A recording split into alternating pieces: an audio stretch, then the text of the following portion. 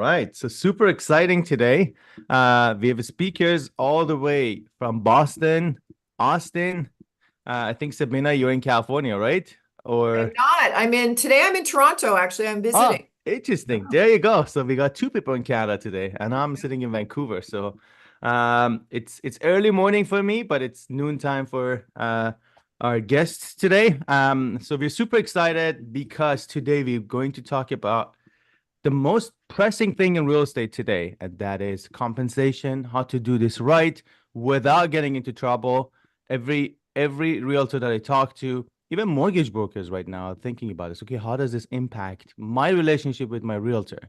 How do I need to like generate more leads? Because it's all very fluid right now. Everyone is still having questions. Everyone is still puzzled as to how this will pan out.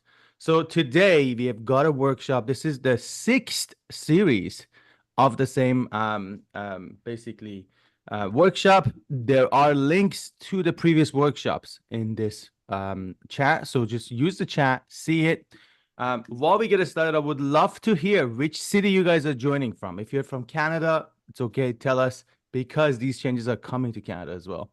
And if you're from anywhere in the US or anywhere across the world, just tell us which city you're joining from. We would love to know what's your base. And please use the comment section, use the chat section so we can know what to focus on during this call. This call is going to be around 15 minutes or so. This is going to be saved on the same link. So you do not need to email us for a link. It's the same link. You can just rewatch it, share it with your friends. And we are super focused on basically how to do this right. So Sabina, take the floor. Lovely. Thanks, Sam. Hello. Happy Friday, everybody.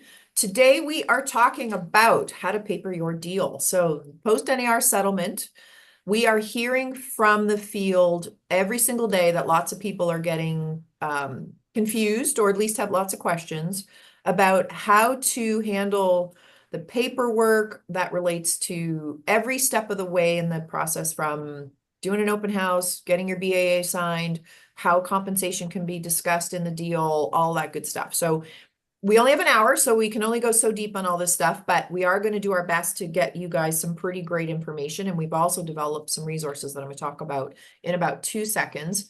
But before I do, I just want to introduce you to who is on the panel today. I'll start with Kate because she's our fresh face for this particular series. As Sam mentioned, this is number 6, but it's the first one that Kate's joined us on. But Kate is a realtor, broker owner, highly experienced and in-demand speaker, trainer, coach, consultant. She has been doing this in the field every day, has lots of great best practices that she's going to be sharing with us, but she's also been training lots of people on this stuff. So, we're very happy to have you here today, Kate. Thank you for joining us. Thank you for having me. Yay. So Kate is our Boston contingent, and our Austin contingent is Ginger, who you've all seen before. Actually, if any of you have been on one of our previous sessions, can you let us know in the chat? Because it's really fun for us to see how many people are coming back for more than one of these. We're really delighted to have Ginger back. As always, she's been a big hit in our previous sessions. She too is an active broker, so she's been doing this every day as well. Very experienced and very popular instructor. Much like Kate, these two are doing millions of dollars in deals on a regular basis, and the two of them are also responsible for training. So it's a huge opportunity for us to have them both here. And I say that specifically because not only are we delighted to have them, but you've got them for the next hour. So please put your questions in the chat. We're going to remind you a couple of times, but we are live. We want to make sure that you get the most out of this. And I love that we're getting guests from today. We're having an audience from Tucson, Arizona, Wilmington, North Carolina, Boise, Idaho, Florida, Arizona, Riverside, California. There's just so many different cities. And it's amazing. Love it. Thanks, So Sam. that's awesome. So guys, again, please put Sam. your questions in the chat. We want to know what is the most pressing issue so we can focus on it. We can address it. I will be looking at all the comments as we speak and as we present. So this is going to be our focus today. Yeah, Go ahead, Sabina. Thanks, hon. So I wanted to introduce you. So for anybody that doesn't already know, oh, my light just went off. Hopefully you can still see me. Sam is the CEO and co-founder of roomvu, the authority where AI meets social media. So if you aren't already signed up, please do so. It's very affordable, wonderful tool. Sam and Gary are going to give us a 2-minute walkthrough in a minute, but I want to make sure that you guys, if you're not already involved, you really, really should consider subscribing. But before they do, I've got a couple of housekeeping items for everybody. Today's Before bonus. we do that, I love that 3 of the speakers today are actually producing realtors. So I myself sell $100 million a year worth of real estate. Yeah. And I've been at basically top 1% for the past 10 years. And the only way to do it is to just stay consistent, have your own marketing tools. And we're going to talk about this today. So you're not getting basically talks from people that haven't done this. And I think that's the beauty of this talk today. So Absolutely. we've done it. We are in the field. We are like you, experiencing the same changes that you are seeing. And I think that's the beauty of this. Absolutely. Plus, you're getting perspectives from different states. You're getting like all kinds of cool stuff. So I couldn't agree more.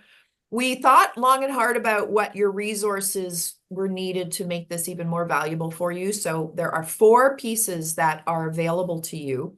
I'm going to give you the link where you can get them. You'll also have received this from all of us by email, but just in case, you're going to get a buyer worksheet, a seller worksheet, proof of buyer agency agreement certificate, and a proof of buyer agency agreement open house form. We'll talk about those a little bit as we go through the session, so I won't go deep now. But the place that you can get those, if you haven't already, is gohive.info/roomvu, or use that QR code and you can do that easily. Or if you don't have time right now or whatever, just do a quick screenshot and you can go after. You'll also I just put the link again in the chat, guys. Oh, great. Thank you. Perfect.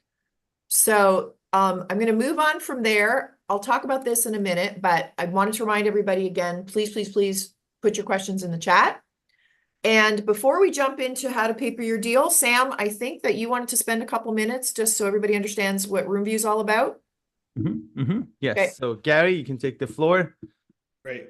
Thank you, guys. And thank you for having us. Much appreciated. My name is Gary Silva. I'm the VP of Sales here at roomvu. Just going to take you through a very quick tour of what we do. So essentially, we have social media, and there's 6 major platforms, which, if you're not currently capitalizing upon, we can definitely solve this for you. They are additional revenue streams. It's important to be seeing often and by the right people, so that way you can achieve top of mind awareness, right? We want people to think of you instead of your competition when it comes to real estate. And we all know that real estate's a zero-sum game. So if there's an opportunity or a listing that presents itself and you don't earn it, you lose this game, right? So roomvu is going to make certain that, you are thought of when somebody has a real estate need. And we're going to do it by making you present on the big 6 of social media. So you more than likely recognize all these icons: Facebook, YouTube, Twitter, LinkedIn, Instagram, as well as TikTok. Because by achieving top of mind awareness, it's going to increase your brand recognition, which is your business. And that will ultimately lead to more buyer and seller opportunities. So, again, I just mentioned this, but when it comes to marketing, there's 3 rules that must be met in order for any type of marketing campaign to be deemed effective. Because remember, marketing is a competition for people's attention. And the agents that do it best are going to be the agents that win. So when you're considering a marketing solution, is the company you're considering, can they guarantee that your exposure? Meaning, are you going to be seen? More importantly, can they guarantee that you're going to be seeing often? And that's the repetition component. And then lastly, can they guarantee that you're going to be seen by the right people? That's the targeting component. And when you partner with roomvu, because we specialize in hyper-local contented videos that are hyper-personalized, we will solve all of these concerns for you. Obviously, right now, we're in a very different time, right? Ever since August 18th, there's been a major transition in the real estate market due to buyer arrangements, right? So it's absolutely imperative that you establish credibility as soon as possible so that people see value in you representing them through the buying process. And here at roomvu, we're going to leverage artificial intelligence to make certain that happens. And by leveraging artificial intelligence, guess what? We're going to help you maintain your two biggest resources, which are your time and your energy. That way you can focus that time and energy into other aspects of the business. Okay. So when you partner with roomvu, here's what you can anticipate. And I think this is extremely important. This is just based on, a general case study that we conducted of our partners. When you partner with roomvu and you capitalize on our social media solution, you're going to achieve or acquire 5,000 weekly views. That's 5,000 or 10,000 eyeballs that will see your name, your brand, and what it is you specialize in that you're not seeing right now. You can anticipate over 100 organic leads per year. Now, we're not saying you're going to close 100 deals when you partner with roomvu. What we are saying is that of those 100 deals, you can anticipate closing anywhere from 1 to 2% of them with high predictability. And then also, we're very proud of our renewal rate. Out of 100 agents, 95 of them will continue to renew with us. Why? Because the solution is effective and it works. And so, based on the hyperlocal contented videos and the content that we're able to produce, we save agents over 65 hours a month, okay, by taking this priority off of their table, okay? And I think that sets the stage for the rest of this call, guys. So we're going to put the link to audit your social media right here. So please use this link. We're going to basically help you audit your social media, stay on top of mind, and give you tips to optimize your presence on social media. So with that, we're going to get it started. Thank you, Gary. Thank you. Thanks, everybody. All right. Okay. So let's get going. Shall we go? All right. I do have a question for everybody. Can you throw in the chat? We're wondering how many of you are feeling insecure about papering the new rules.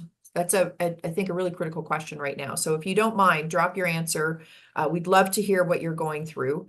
We also before we jump in, I've got one disclaimer that I need to make for everybody. Please keep in mind, even though the date has come and passed that this is an implementation rule now, we are still seeing some things changing and there's still some moving pieces. So we know, for instance, that there's still we're still playing with contracts, we're still playing with forms, things are changing. And unfortunately, there's new lawsuits. So we want to make sure that you understand we're doing the best of our ability to get you everything as of today that you need to know. But always remember, check with your broker, check with your state, make sure that you've got okay to do whatever it is that you're doing locally. And that is going to be our caveat for everything, if you could. So having said that, let's just jump in. First of all, thank you all for being with us. Ladies, let's start by setting the stage if we could. We'd love you two to talk a little bit about the state of the market and why understanding that impacts how you paper transactions. We only have a couple minutes, but if you guys wouldn't mind giving us your thoughts on that, that would be great. So Ginger, what are you seeing? Well, I think right now, especially in Texas, we're seeing a slowing of the market. We're seeing a growing inventory. We're also seeing a growing time of months on the market. So you have to understand when you're meeting with your sellers, you should have that data with you because it's going to help them understand they probably do need to offer BAC because it's going to help their home move faster.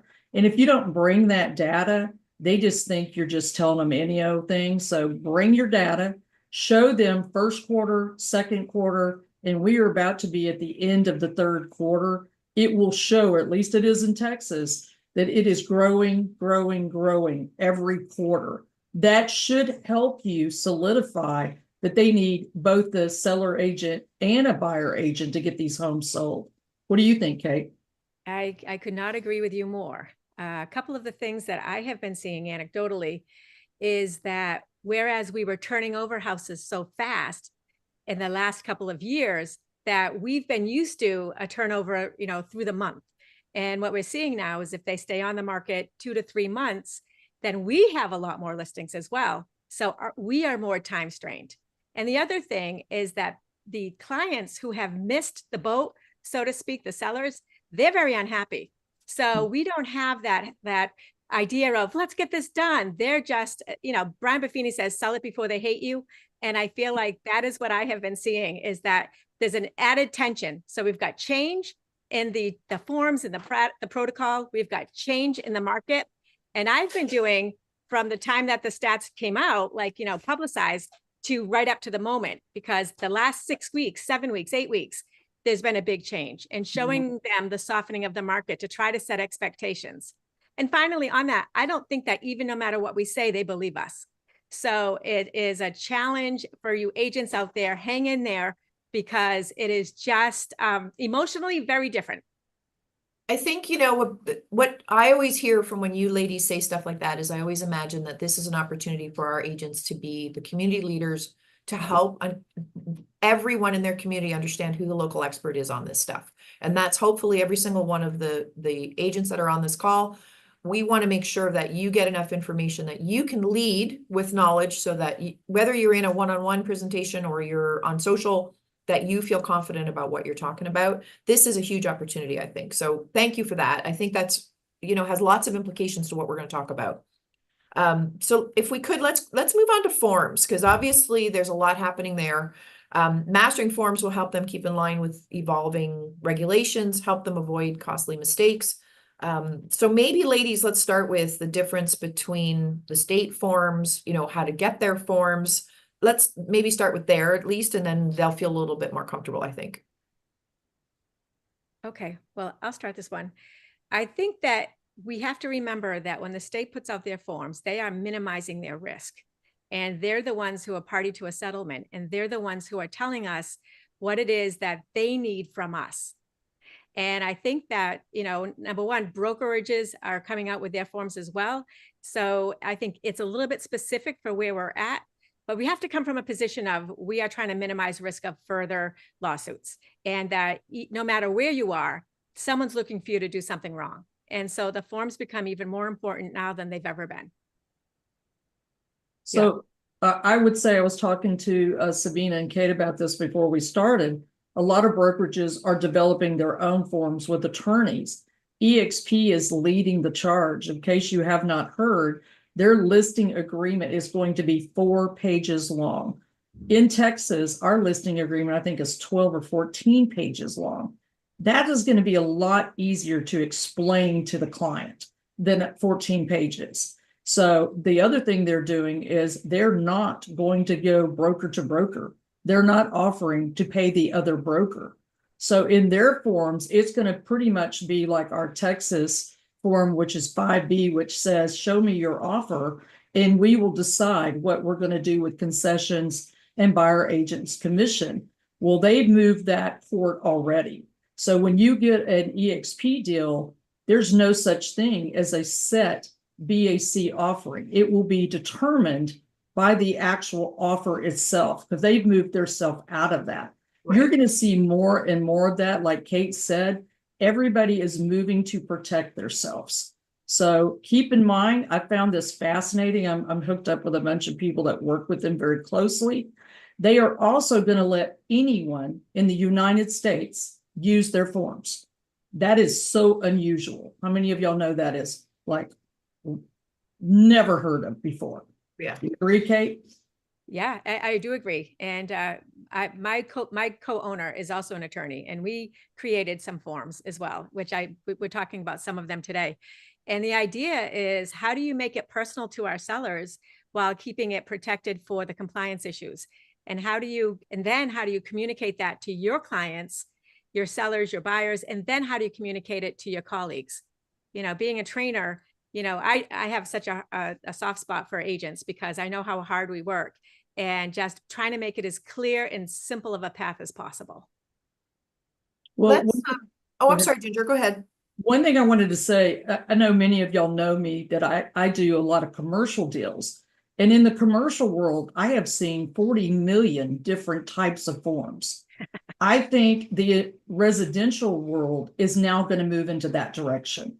Yeah. So when I'm training agents, I am telling them, you need to be ready to decipher what each and every one of these forms mean, because you're not going to see just your state forms moving forward. At least I don't believe you will. Ginger or Kate, what do you think the best way is for them to really get to know their local forms? Classes. Yeah, because everybody locally is teaching this stuff right now. So, you know, we can give you sort of what's happening nationally. We can give you best practices, but as it relates to your specific forms for your broker or your state, we really, obviously, recommend that you're at the broker level, you're taking those classes. So, and continue to take those classes. We think things are going to keep changing. So just be aware, be ahead of it, and you'll be the first one on your block who'll be able to explain this stuff also to your clients. And Sabina, I think you need to practice. Yeah. You know, we have a lot of practice going through it. And also slowing down the communication with your buyers and sellers.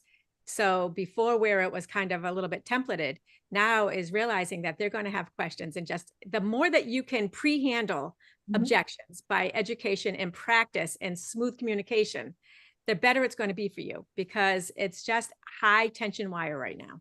Yeah. And I think just as a comment for future sessions, you know, one of the things we're going to start learning now that we are getting a few weeks behind us, and soon it'll be a few months, we're going to know what those objections or what those questions look like. And perhaps we can do a session just on how to help everybody deal with that. Because we, you know, obviously right now there's a few obvious ones, but there's going to be lots more coming that we're not that familiar with yet. Let's face it, until we've been run through this for a few months.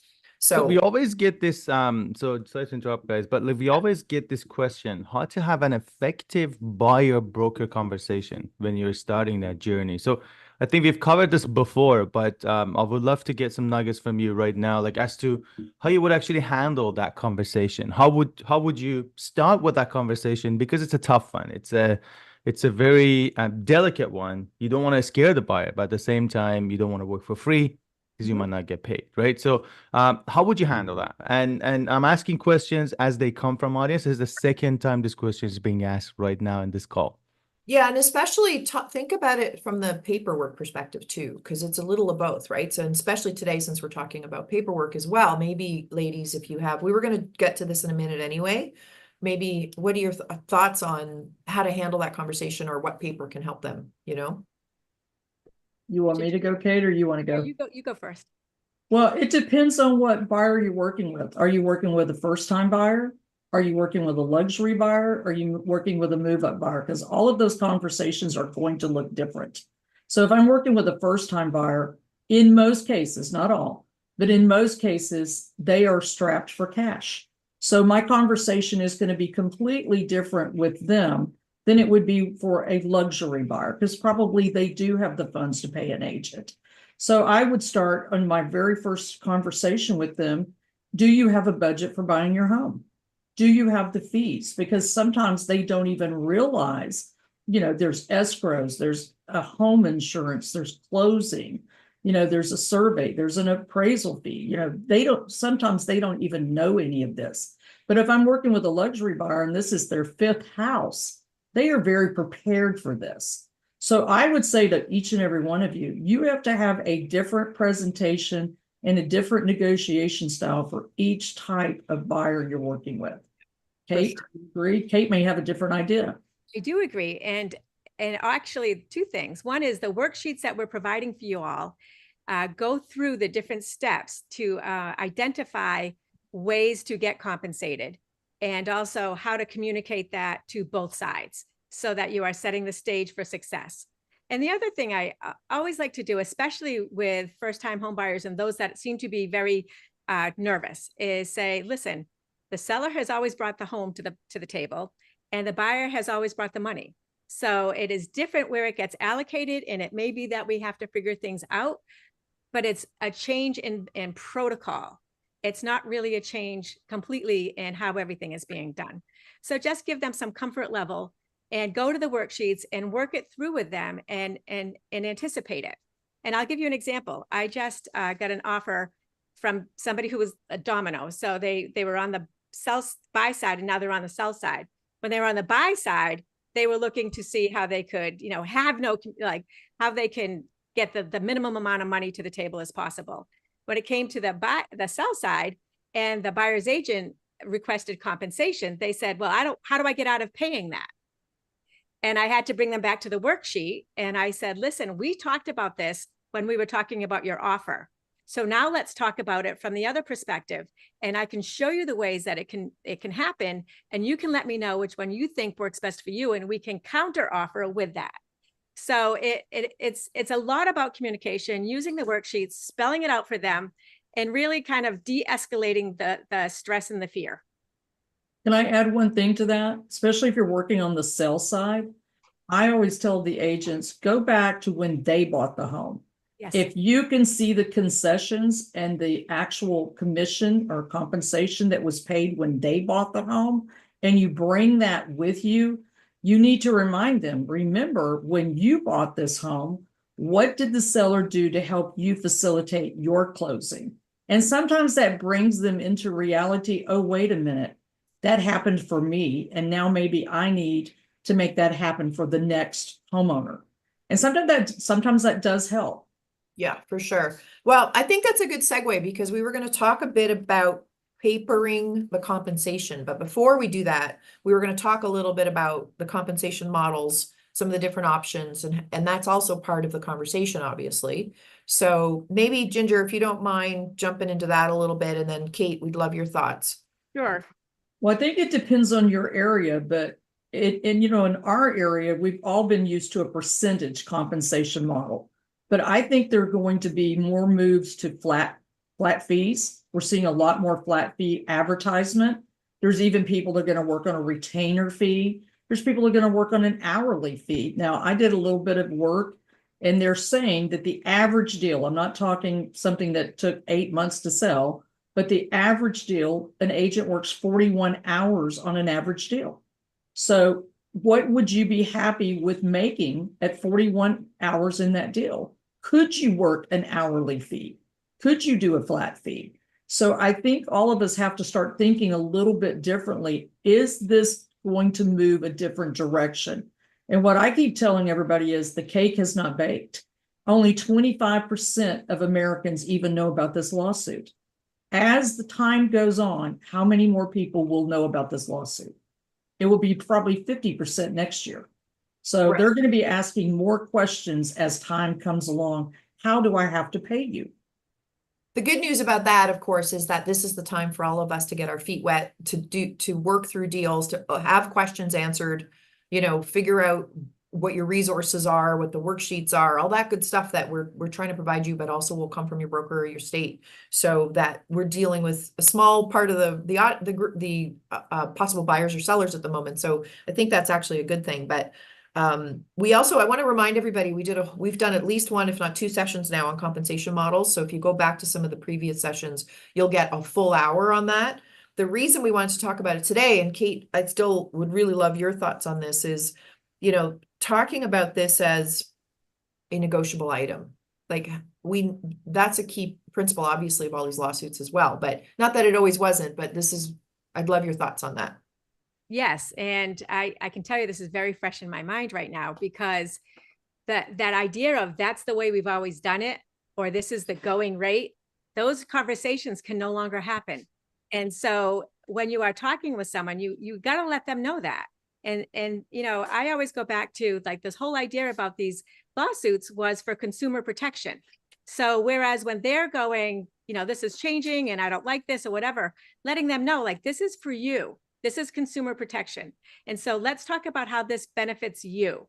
And then at that point, start talking about whatever that next step is.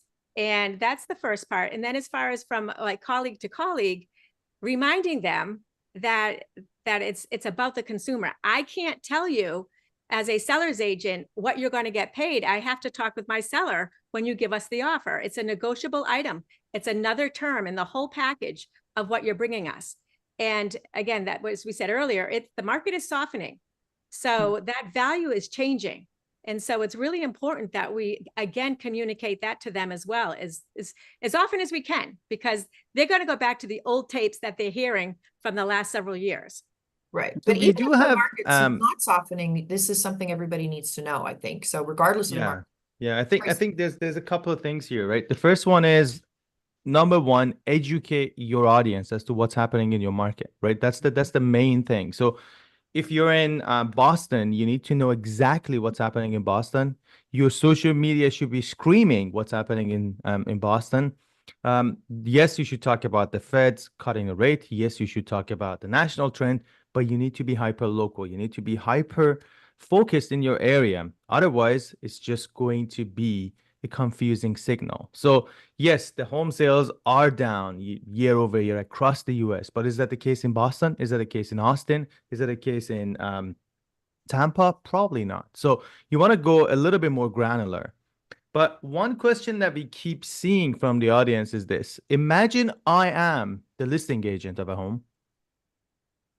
Now, a buyer comes in and they want me to also act for them. Obviously, I'm hired by the seller. Before, in the old days, you could just kind of double end the deal, work a little bit on the buyer side and the seller side. There is conflict of interest there for sure. But how would you handle this if that came about? You just say no to the buyer commission and just handle the sell side and move on? Do you start representing a buyer? Do you pass them on to a colleague? And then who gets paid for that? I think that's another interesting scenario that we're getting questions on. It is. It's actually one that we prepared for today too. So it's a good question. Ladies, do you want to talk now about unrepresented buyers and disclosures? Yeah, I'll start because I just had this happen. And I had someone come to my, called for an appointment. He was direct and he said, I am an unrepresented buyer. I want to see this property. And so we showed him the property. And I also gave him at that same time, when I met with him, a unrepresented buyer disclosure. And I showed him it. I walked him through it. I explained what all of that meant, including confidentiality and disclosure to my seller. And I explained all of that to him. And then when I sent him the dot loop for all the e-signatures, he wouldn't sign it. He kept on. So I kept sending it to him for his offer. He would not sign that unrepresented buyer disclosure. So finally I said, listen, I have to make sure that we are clear on this. I am not representing you. My fiduciary is to the seller. Everything that you are sharing with me, I must disclose to my seller, and that I am not representing you. I am giving you honesty, accountability, reasonable care that's neutral, and disclosure about material facts only. I'm not going to talk to you about the sellers. And it was very difficult for him. And he was obviously a little bit educated on this, so that he was, trying it out, but he was also trying me out as well. Well, I think the challenge is with that little education. I think now that there is little education out there, it's just making it more and more confusing and more. It's like you know a little bit about diets, but you suddenly have an opinion now, and it's yeah. So go ahead, Ginger. Well, the one thing I'd say, and I think Kate would agree with me, I always tell the seller's agents, I said, number one, we have to have that disclosure signed if that's what they truly want to do. But I tell them to have a contract completely filled out with Minnie Mouse and Daffy Duck on Smith Street. And then when that client says, I am an unrepresented buyer, sit down with them and say, do you understand how to work this transaction all by yourself? Because to what Kate just said, we're not going to walk you through this. I'm not going to be able to tell you when you need to order your survey, when you need to object to your title commitment. I can't walk you through any of this. So I need you to look at this contract and tell me, do you understand these clauses? And if they say no, well, then I'm going to say, have you considered, and there's two ways you can do this in Texas, and there's a million ways out in the country. They could either go into intermediary, or I could refer them out to a completely different brokerage. So, or they can continue to be unrepresented and have an attorney look at this. But the biggest fear for all of us, and I can tell you this from working with attorneys, is we're not going to get to the finish line if somebody doesn't know how to work this transaction. But if we don't tell them that, they're not going to know they don't know how to work this transaction. Yeah. So I think educating them all the way around that I can't guide you through this, like Kate said, but showing them as well. Because once they start looking at that contract, then they're going to be like, woe is me. What is this? Right? Ginger, oh, I'm sorry, Kate, go ahead. I just want to say, I go back to I am at Burger King. I work at Burger King. And you are telling me what you want on your burger. And that's what you're going to get. I really break it down to, I am just taking your order. I cannot advise you. And, and then agent friends out there, then you have to do that. Right. You don't slip it in. You don't you do not then go and change it out, because if you're walking like a duck and talking like a duck, you are an agent. What's interesting about all of this, I think, is, this goes back to everything that a buyer agent does that they don't understand. Right. I think that's where, we had this conversation in our very first workshop about your value and what, as a buyer's agent, you do for somebody. Hopefully by now, everybody on this call has organized that value proposition. Here's everything that I do as a buyer's agent. in essence, Ginger, what you described in the contract is reflective of all of those things. So, you know, you can do I think what you described is perfect for this, but you also have the resource of here's the 20 things or 50 things that a buyer agent does. You're going to need this role. There's a reason they're compensated. There's a reason buyer agents get paid. They do a lot of work. So half of this, to Sam's, you know, comment about just constant education, is critical. And this is a way to do that. If they finally understand what buyer agents actually do, then fewer of these conversations will be necessary at any level. So I think what I've seen agents across the country do now is, well, there are different forms of content that you will be sharing across the board with your audience. The first one is obviously, well, how's the market doing and so on. So another one is, okay, what's happening with rates, what's happening with the with different things. The next one is just sold, just listed. That's credibility, testimonials, anything that goes in that realm. And then the third one is, what is the role of a buyer agent? We've seen this content really basically firing up. Even in our engine, like when we see agents selecting this content, it has been a huge increase post-settlement about like how you actually work as a buyer agent. So there's a ton of videos in our platform, guys. Go there, grab it for free. You can just download it, share it, and you can just add your own narrative to it if you wanted to as well. But the whole point is talk about what is the role of a buyer agent. If you're unsure about it, just after this webinar, grab your camera, or grab your Instagram, just do a story. Say, hey, did you know buyer agents do this and this? Did you know as a buyer agent, I will protect you through the transaction?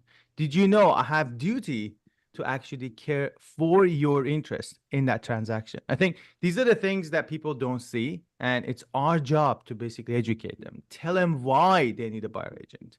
You're not just a door opener. You're not a glamorous door opener. You are there to actually open a lot of things that happen in that transaction.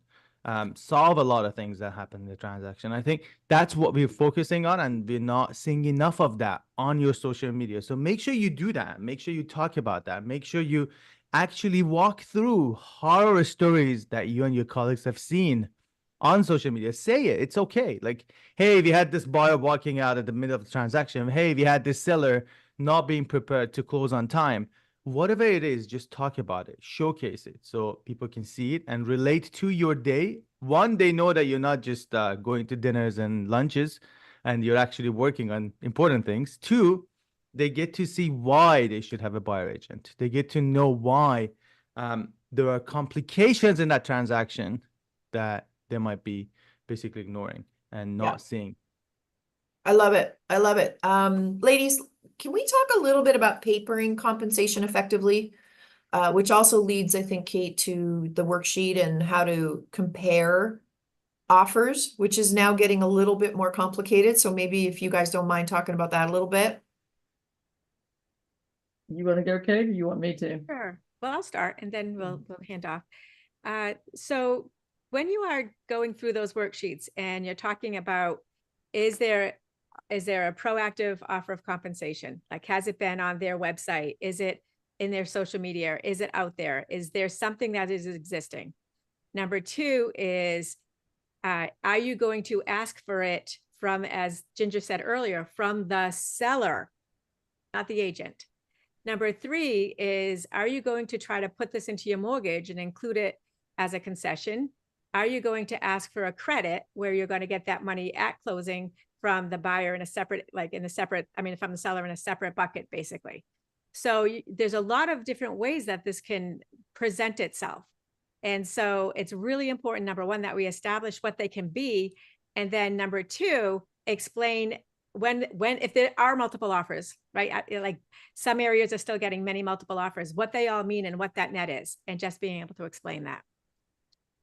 The biggest thing I hear when I'm instructing agents is, well, it's the top price. That is not true, guys. It is not the top price. There are so many other things in that contract. As Kate just said, what are the concessions they're asking for? Are they asking for repairs? Who's paying for the title commitment? I mean, there's a ton of things that go into an offer. Are we doing a lease back? It's not just the top price. And so many agents, I feel like right out of school, think that's the whole goal. I'm going to get my client the very top price. Well, the very top price might be the worst offer. So you have to learn, like Kate said, what do these concessions mean? What are they doing for each of your sellers, and spell them out and have an actual worksheet for each of these offers. And you can put it on a grid, as I have a sheet, a grid that they're lined up, and I don't put the buyer's names. It's buyer 1, 2, 3, 4. We don't even know who they are. And then we're showing them. Sometimes it's not all about what you net. A lot of times, if they are older individuals, they don't want to leave that home until it's closed.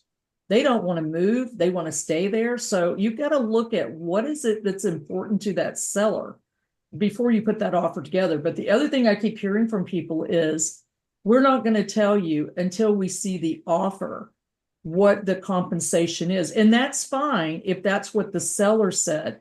In our area, though, we do have the ability to actually have a broker-to-broker commitment. And even though there is broker-broker commitments, some of these agents are telling people, no, not until I see your offer, but that is not correct. Your seller has already committed. So you've got to really know the rules on that. So in terms of like in practical terms for an agent, if somebody is asking the question, then I'm on the buy side. So I'm working with a buyer's agent and I want to paper the deal. Mm-hmm. Basically, just so I understand it, because I want to make sure we're all on the same page. It's a conversation of what are the seller concessions that they're going to ask for, correct? And depending on how they're offering it, depending. Right. So that is a conversation about all of the different ways that a seller concession can happen. How have you guys had that conversation with your buyers, like choosing the concession that you're going to put in the offer? Hey, you want to go? You go first. Well, it depends on what are they looking for. Is it a VA or FHA loan, and there's going to be a lot of repairs that maybe a first-time buyer does not have, and this would free up some of their cash. You know, we're going to look at that, number one. Number two, did the seller's agent already state, like Kate said, on social media or on a website or on the sign writer that they're offering compensation? If that's the case, in our state, we have a form called 2402, and it is a broker-to-broker commission agreement or compensation agreement. Or if I'm doing a FSBO for sale by owner, I'm going to use a broker-to-owner compensation agreement. So then we're kind of not having to worry as much about how we're getting that paid. I'm still going to ask for concessions probably. So first thing first, what are they offering? But you're going to find that a lot of sellers are saying, I want to see the offer first. So you're going to have to spell out all those different ways they can capture money. As Kate said, you know, is it going to be for closing costs? You know, some people are saying, well, let's pay for the insurance policy for a year up front. You know, there's a lot of different things you can throw into that concession bucket. And it can also be buyer agent compensation. Yeah, absolutely. And I'll mention to everybody that in previous sessions, we have offered a seller concession guide. We went through this in I think it was the last one, Ginger, where we talked about seller concessions very deeply. So two things I recommend: go back to that session if you want to go deep on what seller concessions are and the guide. We can also post it again if everybody's interested. Throw a yes, please, into the chat, and we'd be happy to post it in the RoomVu link that we gave you, the gohive.info/RoomVu, so that everybody post has it. And we're gonna also put the link to the buyer and seller compensations right here. Yeah, I will. So our team would actually also put that in here right now. Ben from our team will put that in. We are getting a lot of, we got like 10 yeses on the chat. So apparently everyone wants to go back to that session and watch it. Now it's about 20 yeses. So perfect. Something else that keeps coming up is, and I know this is different state by state, but like, what is the general consensus around the dual agency? Is this like, I know some states ban it, some states are okay with it. Where do we want to kind of stand on advising our fellow agents around the dual agency? Let's see what Boston does. I know what Austin does. So Massachusetts does allow for disclosed dual agency. And I think that the part that becomes really relevant right now is that pre-existing relationship with your buyer. You know, if I'm having an open house and someone walks in as a buyer that I've never met before, you know, that would be something that my seller may not appreciate me taking them on as a dual, because I don't have a relationship with them. And now I'm limiting my services to that seller that hired me. On the other hand, if it's somebody who I have an existing relationship with, a buyer's agent, again, a signed buyer's agent agreement with them, and I list a house that I think might be important for them, right? It's a two-step process in Massachusetts. The first is consent, and the second is notification or acknowledgement. So I would, you know, in theory, have them consent to it when I do the listing agreement, but it be before I bring that person through, I would give them notice. By the way, this is one of my buyer clients that I've been working with, and I really think that this is a great property for them. You know, I think I mentioned that when I was looking at your house with you and we were talking about listing it, that I had this interested party. So you're establishing that you have a relationship with both of them. So I think that that is how it works most effectively in a way of being able to make both the seller and buyer feel good, you know, and I think that ultimately, if you're doing dual agency, you really have to be careful about that. So over in Austin, no dual agency. Okay. Not allowed in Texas. What we do allow is what we call intermediary, which means two agents out of one brokerage. They're appointed. You know, one is appointed to, obviously the listing agent has that, the seller, and then the broker will appoint another agent within that brokerage to the buyer. This has to be disclosed and consented to in the listing agreement, in the buyer rep agreement, and then one more notice before you write the contract. Or once again, we could do unrepresented, but we have no dual agency. So you will have to check with your states to see what is it you have. Specific. Yeah, for sure. Well, that's good though, that you both have had you have the opposite experience. So if anybody has more questions about that, drop it in. But you know, Kate, you reminded me of something when you were talking about that. Is part of the compliance conversation. So we had the conversation about unrepresented buyers and the fact that you need to have a disclosure. So we know that that's a paper that everybody needs to go find.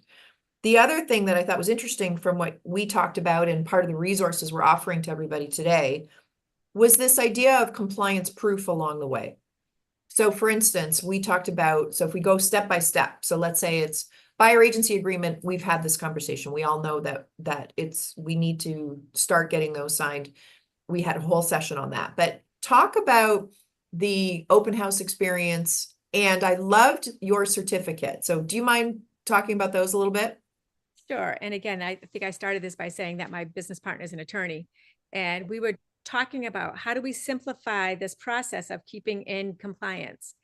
And we thought if we're proactive, that will make it much easier. So if we have a buyer contract and we have a buyer agreement, then we have a certificate that if I was calling Ginger or emailing Ginger to show her property, I would send that this buyer has the certificate of buyer contract, so that she doesn't have to wonder whether or not I have this in place. Okay, so that's the first part about that. So it'd be And something just to interrupt you, Kate, sorry, I just want to make sure everybody knows that's one of the resources that we've got for you all, is the one that Kate uses. It's very simple and you can customize it, but it's going to be in the resource pack. So just so everybody knows. Just simply saying I have all of my compliance steps in order. So rest assured you'll be working with a professional, and we will make this minimize the risk of anything going awry. Right. And then the second part about that is for the open house sign-ins, is that, you know, we have this like tricky part, right? If this person walks in, we don't know if they have a buyer's agent. We don't know if they are in contract. We don't know what the deal is on them. And if they just sign in, and they just walk through, we could be violating the settlement agreement. So we have now, instead of having it on a big list or whatever, or we have it as a packet where the first thing that they sign is saying, I am working with a buyer's agent. They check that off. They tell us the name of the buyer's agent, and then they sign it and come on in. Okay. We then would follow up with their buyer's agent that they were there. If they are not represented, we would still let them in. And then we would, again, almost like what Ginger was talking about, that intermediary, we would have someone follow up to give them fiduciary duties if they so wanted it. You know, so we have a way of not turning people away at the open house, and also staying in compliance with what the settlement is requiring from us. Yeah, and that form is also available to everybody. That's part of the package. And they're both done in Canva, I believe, so you can just put your own logo on it or whatever and use that. But thank you, Kate, for providing those. That is such a great idea because we're having such an issue here in Texas and I think surrounding areas. The seller's agent thinks they can ask for the buyer rep agreement. You cannot ask for an agreement that you are not a party to. So that has been such a big deal. I've had buyer's agents sitting in class saying, these sellers agents are saying I have to give this to them. No, you do not. Yep. So what Kate developed is perfect. I think that every broker should develop a form like that. You may want to go back to your broker and say, at least we're going to know that they are represented. Keep in mind, it's none of your business between the buyer rep. It really isn't, Kate, right? So we've had so many sellers agents think they are in the right to ask for that, and they are not. Yeah, And so I think that's a huge point. That's probably something that has been one of the big misinformation or disinformation elements Oh, yeah. of Can this you current- repeat that again for our audience? Like, I think that's a huge. But the ugly part, it's none of your business. Is that what you want me to It's say? none of your Yes. damn business. That's right. Mind your own What damn is it not their business Look, again? Kate, we're upsetting Kate. We'll be nicer about it, Kate. No, that you are not upsetting me. I was paraphrasing someone recently in the news. So the thing about this is the buyer. So when we've been sending over the buyer agent certificate, we've gotten calls from the broker saying, thank you so much. Yeah. This is so nice. I can't wait for your buyer to want this house, So it's establishing that professionalism amongst each other, which gives you rooting value with that seller's agent because they know that you are educated and understand. And the same thing with the open house. It's staying within the guidelines while not putting anyone out and not making anyone feel like a criminal. And they're super simple. They're very basic. They are. And so remember, everybody, you are not allowed to be party to the buyer agency agreement is what she's telling you. That if Not it's in our state. your buyer, I Either. suspect that's true nationally, but as always, please check locally. But it is not your buyer. You cannot see the agreement, but you can ask for proof of an agreement. And that is what Kate has developed. So you can use that and you'll impress every seller's agent that you're working with if you start delivering those. And if we promised you today, we would talk about compliance, and those are some of the elements. We know that we've talked about disclosures. We've talked about your BAA agreement. Now you've got two other pieces that you can put in your arsenal. And I want to just mention, because we're going to slowly be out of time, in papering the compensation, this idea of comparing offers and understanding what a net offer looks like or what the elements within each looks like. In the seller's worksheet that's in the resources, I believe it's on page 9, there is a worksheet there that you guys can use. And certainly do your own version of it if you like, but this will get you started, much like what Ginger was saying, and it allows you to compare different offers. And it's a tool that you can use both on the buy side and on the sell side, which is, Kate, something that you were going to talk to a little bit about how that works for both sides. Right. So there's the seller. One of the things is that in this whole settlement process, we've spent a lot of time talking about our buyers and our buyers agents. And one of the things that I feel that we have not spent as much time on is that sellers and the sellers agents. And like the whole process starts with that listing. And so the better that we can square up that piece of the puzzle, the more it's going to minimize risk of misunderstanding or that, confusion. And so like start with your sellers, I call them discussions, interviews. I no longer talk about presentations. It all has to be that you are spending the time to go through these things. And so that the seller is ready, and as I said, and it's been getting hot and heavy with these more people, more transactions happening together. And I have a 6-time domino effect right now going on. And if our sellers agents and our buyers agents are not up to speed, then one of those can kill all of them, so it's just been really important. Communication is key. I'm sorry, Ginger. One thing I would prepare the sellers for, because they are not prepared for this, if you didn't go over this, is be prepared for an offer that is going to include concessions that includes that buyer agent compensation if you were not going to offer it. I want you to be prepared to see offers with this coming in. Be proactive, not reactive. That way they already have it in their mind, this may happen. If a seller's agent never mentions this, and then all of a sudden they get 3 offers with this in there, it's not going to go well when you present those offers. Yeah. And Ginger, in terms of having that conversation with your seller, it feels like so as to not overwhelm them too much, it might be a good idea to put them into buckets, where it's kind of like, here's the different types of credits and concessions that we're going to see. We might see that they ask you to pay for something. We might see, actual compensation. We might see whatever. So that's one of the things that, as you start to get better at having these conversations, certainly make it part of your listing, maybe not your listing presentation at that level, but you need to start talking about it from the beginning so that they understand that.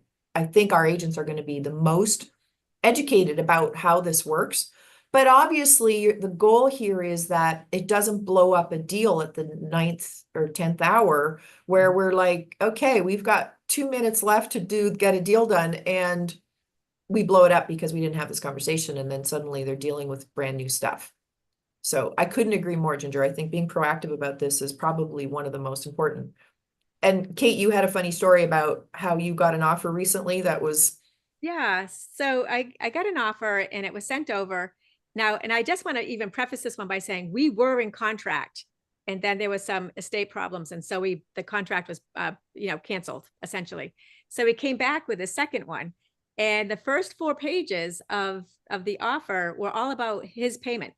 And they had, his company had a disclosure. He had the estate disclosure. He had something. So, and then on the very last page was the offer.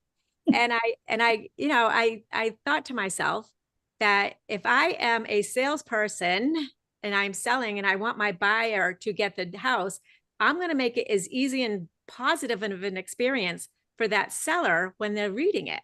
And it's not the first pages of I'm getting this, make sure I get this. So, balance it out with, with the offer, with again, it's just, it was so awkward.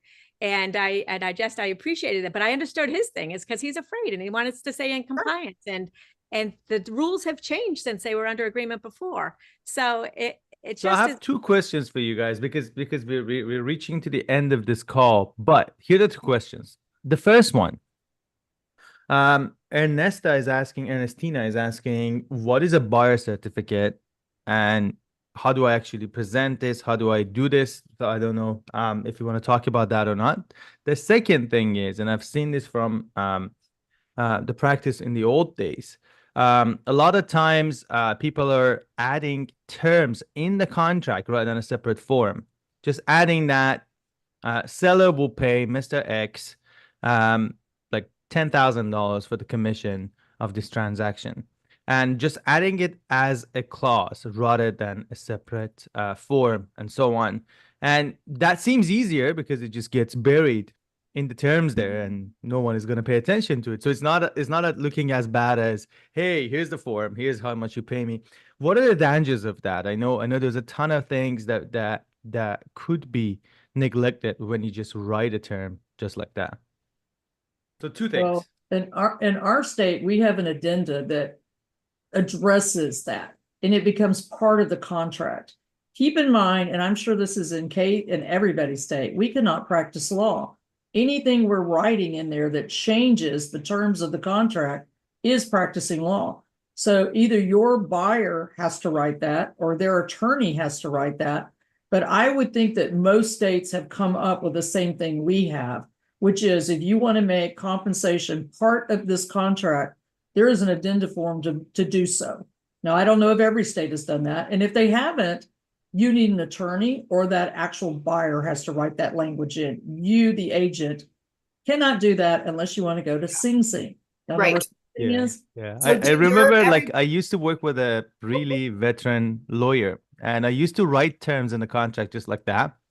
And he was like, Sam, this addendum and a bus ticket, they both get you to court. At least the bus ticket pays for itself. There you go. So I That's a think, good way to put it, Sam. Honestly, Ginger, this is our, like, everybody take a shot because you're going back to your broker to figure out what you're allowed to do with your own forms and your own paperwork. But, you know, again, if you've had the conversations ahead of time, you don't need to bury this stuff. Nobody needs to be worried about this as much, right? You've had the conversation, whether you're representing the buyer or you're representing the seller. Everybody you in your world hopefully will have had these conversations, so this becomes easier. Kate, did you have anything else to add about that, or Ginger? People don't like surprises. They don't Yeah. like surprises. Exactly. Sometimes if I see something written into the additional provisions and they have the new form for it, I will just send that form over Right. and say, can we take this out of the additional provisions and put it on the separate document? Right. That we know is going to minimize the risk of a problem. Exactly. Number one. And then number two, as far as that certificate goes that Sam just asked about, that is just a simple certificate, paper, form, whatever, email, whatever it is that you are going to do that says, I'm certifying that we have a buyer agency contract in place or agreement, just so that there's something in writing that you've positioned that buyer for what our settlement conditions are right now. Yeah, so just so Very everybody's simple. clear, you would use that to notify the listing agent that Yes. you have a buyer agent agreement signed and in place. So they're not wondering what it is that what conversation or non-conversation you've had with that buyer. So that's the purpose of that. Not to mention, it's a good compliance tool for everybody. Right. So we have something signed. I do believe that as this goes on and the cake keeps baking, every state is going to be adding more forms. And Right. I can see Kate's invention of this form might be And my adopted by a business lot partner. of people. That's my business partner and I, the attorney. You're getting all the credit right Discussing now, how we- Kate. I know I'm getting Getting all the credit, but I need to Well, I put guess her in we'll there throw with you. his name in there Thank you, too, but Her name is Patricia Micardo. So thank Go, you, Patricia. Go, Patricia. It was she and I that came up with the ideas but it's actually her legal pen that Okay. did it. Right. so think about this, guys. As this goes on, more and more forms are going to be added because they're going to see what's not working and what is working. It's just going to take a little time to figure it out. Exactly. Sam, but All I know right. we're a bit late. We're getting to 1 o'clock. And before you ask your last question, can I just ask everybody before you jump off? Don't forget, please drop in the chat 2 things. What topic do you want us to do next? The next date is October 18th. And we already have some ideas, but if you guys want to go in a different direction, please, this is your time to tell us. And then we would also really, really appreciate it if you could tell us your thoughts on how we did today. And, we'd love to. Yeah, so make it share better. this link with your friends, share this Absolutely. entire series with other fellow agents. I think education is going to be the biggest thing that everyone is focusing on right now. So if you're looking for the resource pack, just go to gohive.com and basically Gohive.info/roomvu. Okay, /roomvu. It's there in the chat. It's like few messages up. You can actually see it. Guys, remember, we're here to help you move the needle on social media and just everything in general. So if you need an audit for your social media, feel free to just use this link. Either go, just type this link, it's in the chat, or just scan this right now. We will do a full-on audit for your social media. We'll tell you what you're doing right, what you're doing wrong, how often you should be posting, how to optimize your Instagram and Facebook, and so on. The goal is to just help you do more with your social media. Remember, our job is to basically post. Everyone's job is to educate what's happening in the market. We are not cutting commissions, as the media tells it. We are basically changing practices slowly to basically a different segment for that. So remember, we're here to help you with everything. And please share this link with your audience, share this playlist with your audience, and do let us know what you're looking for to do next. So you're going to get an email from us and from Hiveologie later on. Just tell us what you think we should cover next. Absolutely. And put October 18th at 2 p.m. Eastern into your calendars if you want to be on the next one. And you'll get registration links from one of us. So Yeah. It'll be easy. Thank you, Sam, as always, for helping make this available to all of our wonderful agents in our community. And ladies, you were amazing as always. Thank you for your time. Thank you so much, really guys. appreciate it. Thank you, everyone. Thanks for having us. Bye, Austin. Ginger, it's always Bye, Gigi, it's Austin. always great to see you. it was amazing to actually have a chat with you, with our audience, and Sabina, as usual, the queen of organization and making sure everything happens. So thank you so much for that. Of course. Thanks, guys. I really appreciate it. Everyone have a wonderful weekend. Take care. All right. Have a good weekend.